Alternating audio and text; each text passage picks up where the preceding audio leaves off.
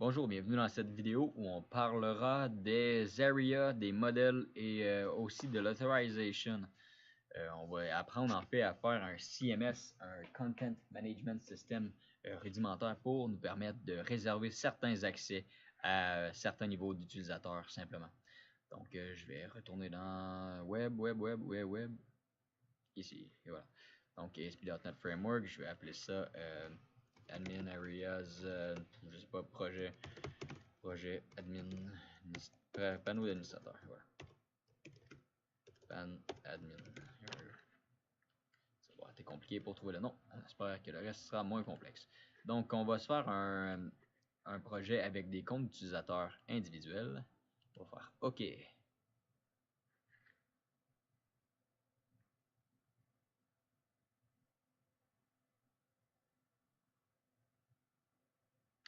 Tic tac, tic tac.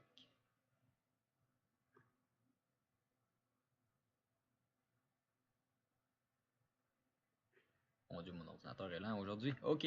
Maintenant, on part avec ça. À quoi ça sert en fait les areas? C'est simplement de créer une espèce de répertoire, une espèce de dossier dans notre site où on va pouvoir doubler un contrôleur sur le même modèle. Ce qui veut dire qu'on va pouvoir, par exemple, je sais pas, on se fait un site pour vendre des voitures d'occasion. Et on veut qu'un administrateur puisse ajouter des voitures pour que l'utilisateur, lui, puisse les voir. Mais on ne veut pas que l'utilisateur voit le lien créer un nouveau véhicule. On ne veut pas qu'on ait accès à la modification ou le changement en fait de la fiche du véhicule. Donc, comment est-ce qu'on va faire? On va créer un modèle véhicule et selon le niveau d'utilisation, donc administrateur ou utilisateur, on va afficher ou on va permettre l'accès à certains contenus ou on va bloquer l'accès à d'autres. Donc, comment est-ce qu'on fait ça? On commence tout d'abord par créer notre area. Donc, on va faire clic droit ici. En français, un area, ça s'appelle une zone. Donc, désolé, ça va vous mélanger si vous ne comprenez pas le reste, là, parce que il y a des endroits où c'est écrit area, d'autres où c'est écrit une zone. Donc, on va cliquer droit sur le projet, ajouter. Complètement au bas, vous allez avoir zone. Non, c'est complètement au haut, en fait. Non. Ajouter zone. Le nom de la zone, je vais l'appeler administrateur ou admin, simplement admin. Donc là, ce qu'on va pouvoir faire, c'est simplement notre site.com/admin et on va pouvoir avoir accès à la zone administrateur. Donc, ajouter.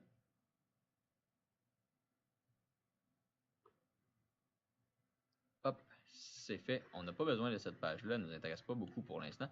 C'est un peu l'équivalent de AppStart, AppStart Root Config en fait. Ça ressemble beaucoup à ça. Donc, qu'est-ce qu'on peut faire avec ça? Vous voyez qu'on a maintenant, on peut fermer le root config aussi.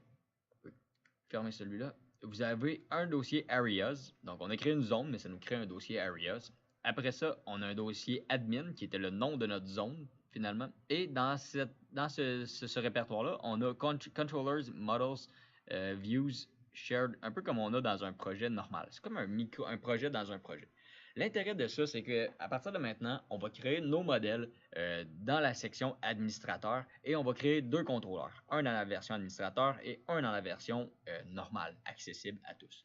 Donc, qu'est-ce qu'on peut faire avec ça? On va faire clic droit, ajouter modèle, donc une classe. On va faire une classe super simple. Là. On va garder mon idée de voiture d'occasion. Voiture, ajouter. Et on va se faire une petite classe bien simple. int id prop tab string non prop tab date non ça me tente pas d'écrire ça, ça va être plus compliqué. String simplement description prop boule accidenté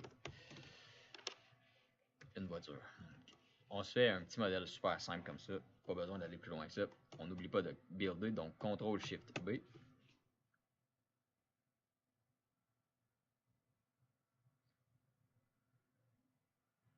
Et voilà, le projet build, on a notre modèle ici dans l'area admin. Et là, on va créer un contrôleur. Ajouter. En fait, on va aller le créer à l'externe en premier, vu que c'est ce qu'on est habitué de faire. Vous voyez, j'ai juste fermé mon folder ici, mon dossier ici. Et vous avez votre dossier contrôleur de votre site normal, entre guillemets, qui se situe là. On va créer le contrôleur. Vous allez voir, on va pouvoir avoir accès au contrôleur, au modèle de la même façon. Ça ne change rien. Hop, contrôleur. Et là, on va aller chercher Entity Framework avec l'Entity Framework. Mon Dieu, c'était bizarre comme parole ça. Et on va aller chercher notre modèle. Notre modèle, c'est voiture. Donc, voiture, on va créer un contexte. Donc, voiture. Et on va avoir notre contrôleur qui se crée par défaut, comme ça ici. Donc, ajouter. La nuance qu'il faut comprendre, en fait, c'est que on peut pas avoir deux contrôleurs avec le même nom dans le même projet. Donc, si j'essaie de recréer mon contrôleur voiture de l'autre côté, il va me dire non, tu peux pas faire ça, il y a déjà un contrôleur qui s'appelle voiture. Donc, il va falloir faire une petite nuance avec ça. Nous, ce qui nous intéresse ici, en fait, c'est que si on appuie sur Build, on est sur Chrome, je vais me changer sur Firefox. Je pars ici. On va avoir un problème. Ça va fonctionner, mais on va avoir un problème parce que l'utilisateur, sans même être connecté, peut avoir accès à toutes les sections du site. Il va avoir les create, edit, delete au niveau des listes. Ça fait pas beaucoup de sens. Donc si on fait slash voiture, voiture avec un S s'il vous plaît. Hop. Et voilà, l'utilisateur peut créer un nouveau véhicule. À mon avis, ça fait pas de sens. Et ça ne devrait pas faire de sens pour vous non plus parce qu'on n'est pas connecté. Donc, on pourrait faire se connecter, on n'est pas connecté. Donc, on va retourner dans notre Visual Studio et on va aller supprimer tous ces accès-là. Donc, vous voyez, qu'est-ce qu'on pourrait avoir? Le Details, on pourrait le laisser là. Le Index, on peut le laisser là. C'est toutes les méthodes, en fait, qui retournent vers des views.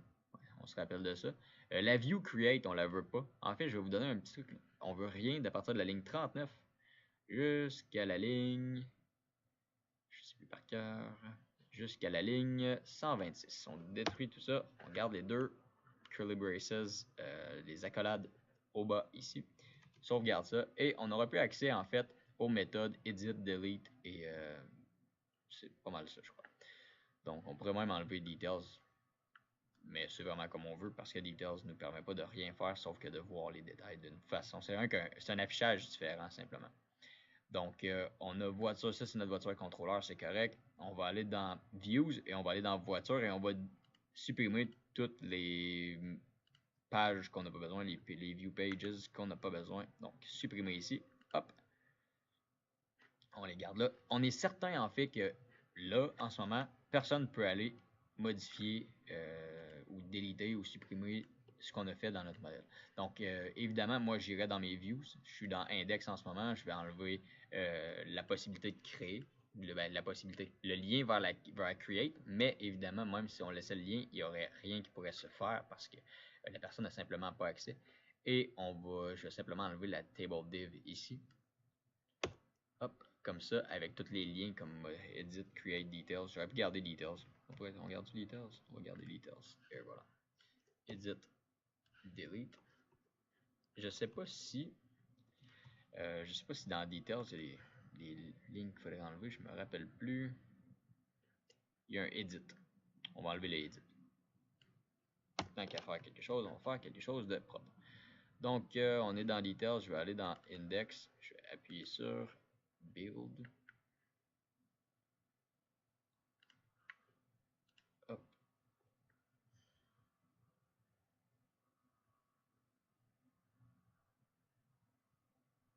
Donc, vous voyez, on ne peut plus créer. Si on fait /index, on fait /create, il va nous dire que ça n'existe pas. Tout est sous contrôle à ce niveau-là. Après ça, qu'est-ce qu'on peut faire? On va simplement aller se créer un endroit où on va pouvoir ajouter des voitures, modifier des voitures, et etc. Cet endroit-là, c'est évidemment dans le panneau d'administrateur. On arrive ici, on va aller créer un contrôleur pour avoir accès à la view. La nuance, moi, de la façon que je travaille, c'est simplement en ajoutant un underscore, une barre de soulignement devant le nom du contrôleur. Donc, on va simplement faire ajouter contrôleur, ajouter avec Entity Framework, comme ça. Et là, on va faire voiture et on va faire underscore voiture controller. Parce que si on met pas l'underscore, on met pas rien comme pour le distinguer, on n'aura simplement pas accès à... On ne pourra pas le créer, simplement parce qu'il y en a déjà un qui existe. Donc on fait ajouter.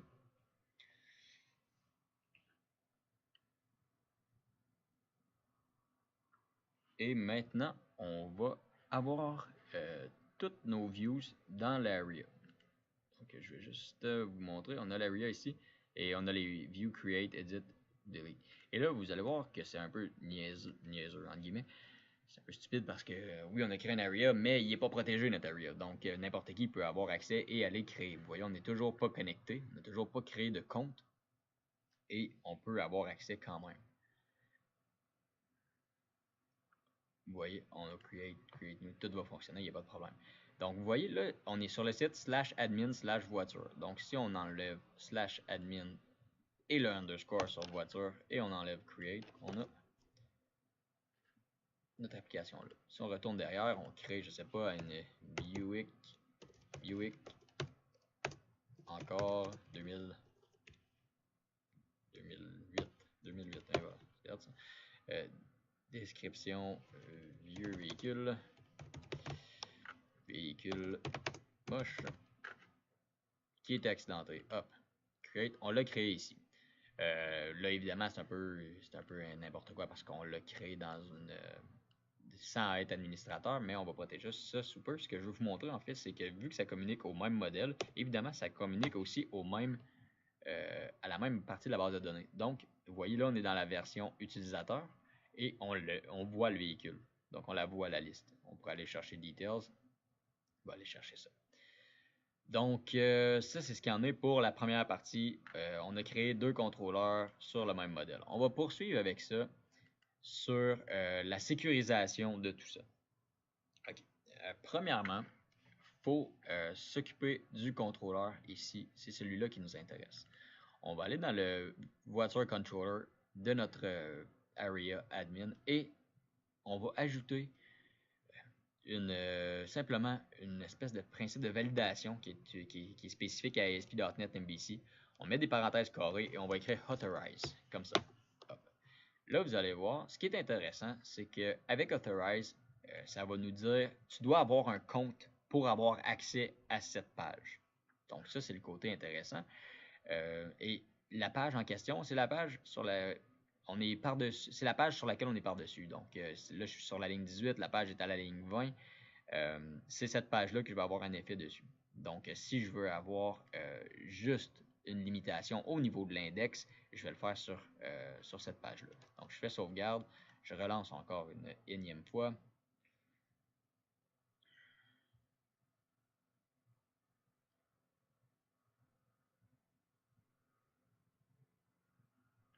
Je fais /admin/voiture. /admin, c'est pas /admin/voiture, c'est /admin/voiture. Et voilà, il me dit tu dois te connecter. Utilisez un compte local pour vous connecter. Donc, on n'a pas le choix. Si on veut avoir accès à ça, faut se créer un compte. On pourrait se créer un compte, faire s'inscrire. On va l'appeler Casey@casey.casey. Je vais garder le mot de passe pour moi.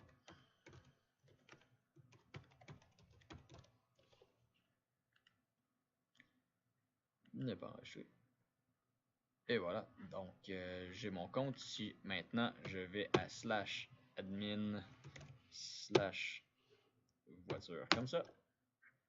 Je suis connecté, donc je peux créer des voitures. Des fois, on veut que la personne se crée un compte, ça lui coûte tant pour avoir un compte, et là, on va lui donner un accès, par exemple, on fait un petit site de tutoriel, ben, la personne pourra avoir accès simplement comme ça. Donc, ça serait le premier niveau, le niveau utilisateur par défaut, finalement. Donc, on peut créer un compte Chevrolet Cavalier 2001. Vieux véhicule, vraiment moche. Hop. Donc, ça fonctionne de ce côté-là, tout est beau. Ce qui est intéressant, en fait, c'est que là, on peut y aller vraiment méthode par méthode, donc action par action. On peut le mettre sur la view index, sur la view details, sur la view create, peu importe, on peut y aller vraiment comme on veut, ou on peut simplement le mettre sur toutes les méthodes en le mettant par-dessus la classe simplement. Parce que la classe, évidemment, embrique le reste. Donc, il inclut tout le reste. Donc, tout ce qui va être à l'intérieur de la classe, vous allez avoir besoin d'être connecté pour y avoir accès. Ça, c'est un des aspects. Mais si on veut un administrateur, évidemment, on ne voudra pas que tous puissent être administrateurs facilement. Il va falloir créer un système de rôle. Donc, comment est-ce que ça fonctionne? On va... je comprends pas, je suis mal affiché. Je vais aller dans Fenêtre ou dans... Comment il l'écrit, je sens, c'est ça? Fenêtre? Non, c'est dans Outils. Je cherche l'explorateur de serveur qui est quelque part ici. Là. Projet.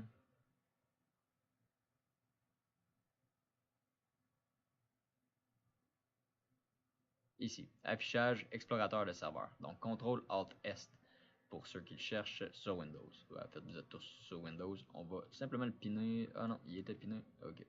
Hop, on va le garder ici.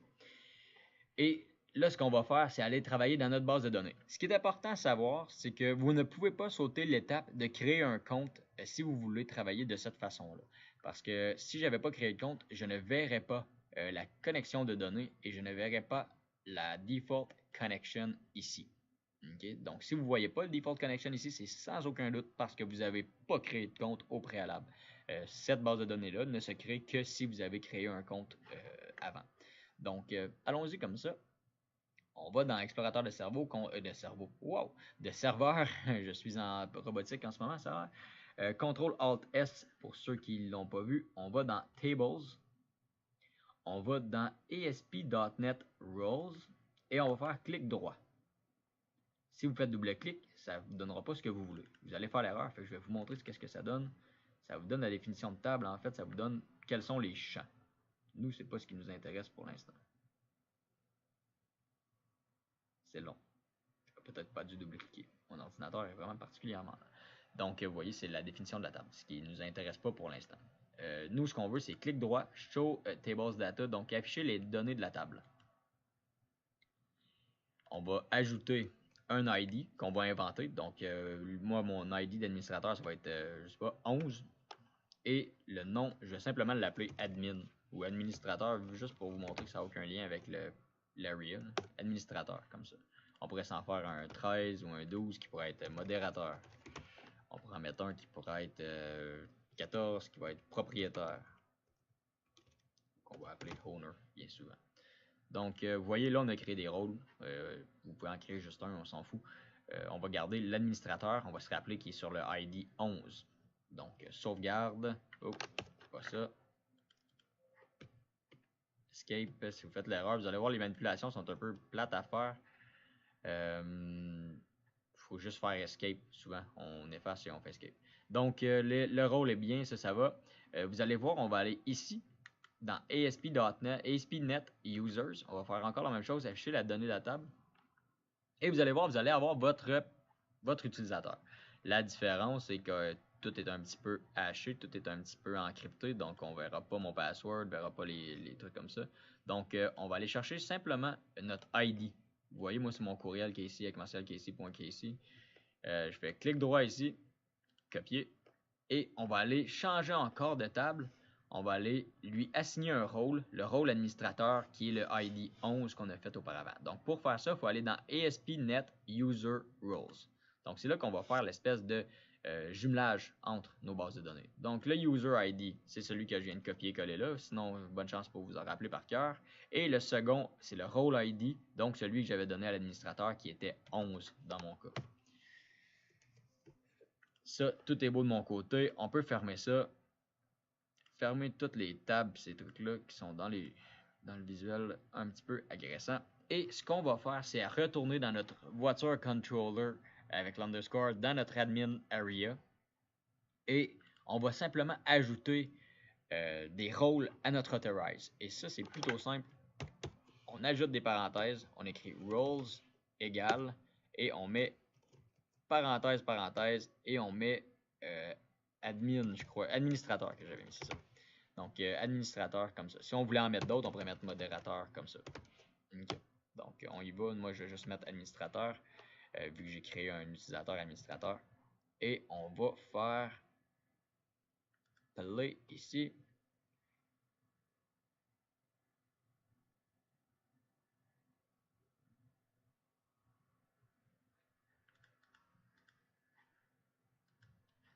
Sur le site normal, si je fais juste slash voiture, ça va fonctionner, mais aux façons utilisateur.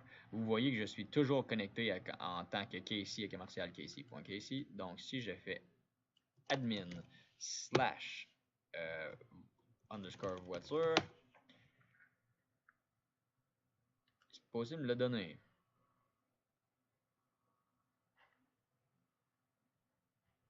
Tant tout est supposé être beau là-dessus. Oh, j'ai un petit bug ici. Excusez-moi. Je vais essayer de voir juste s'il m'a pas connecté ou je sais pas trop. Ah, il a juste mal pris la connexion. Donc, si je me connecte en tant que ici, là, je vais retourner, je vais réessayer. Slash admin slash voiture comme ça. Et voilà, j'ai complètement accès. Il était juste comme mal connecté, on dirait. C'est un petit bug d'interface. Je peux créer, on a accès à toutes les méthodes comme ça. Ça va super bien. On essaye. Hop, ça fonctionne. On retourne sur l'index slash voiture. Et ça l'a ajouté. Il n'y a pas de problème, tout fonctionne bien. Si je fais déconnecter et je fais s'inscrire, je vais créer un autre compte. Je vais appeler ça Casey2. Je vais reconfirmer mon mot de passe. Et là, je suis Casey2 à commencer à Casey.Casey et j'essaie d'avoir accès à une quelconque accès au admin panel. Il va me renvoyer vers une connexion. On peut rechanger ça, mais pour l'instant, c'est ce qui nous ça correspond à nos attentes.